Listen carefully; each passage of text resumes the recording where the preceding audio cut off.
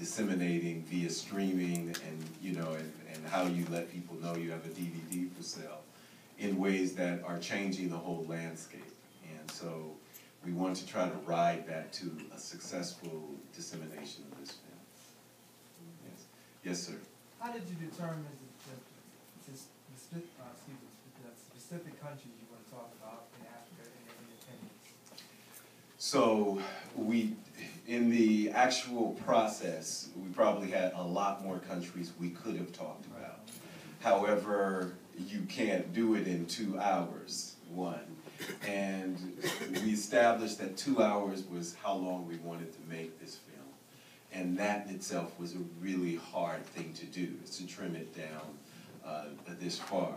So part of the way that we determined how we would do it is in the matter of time that we had the access that we had to voices that we wanted to present, the access we had to the countries that we kind of profiled.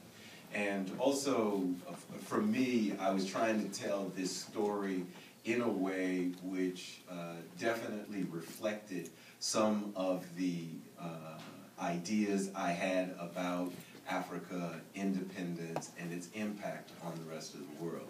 So here we focus primarily on, well, what was this movement of African independence? And believe it or not, a lot of people don't know that Africa got independence, and that is not a thing. They look at Africa, and they truly do see that last question I asked President Mkapa. They just see disease, they see poverty, they see war. And this is not only a question of perspective, it is also a question of strategy. And, you know, very rarely is Africa looked at in terms of the strategic interest of Africa.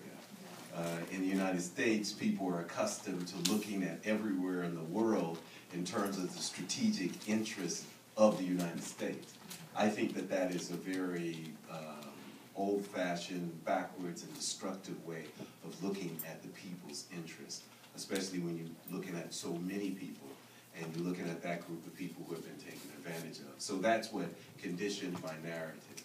And it was built around the 4 kind of watershed events that I presented, which was World War II, the African independence, the Cold War, and then the kind of where are these African republics going? Where are they and where are they going?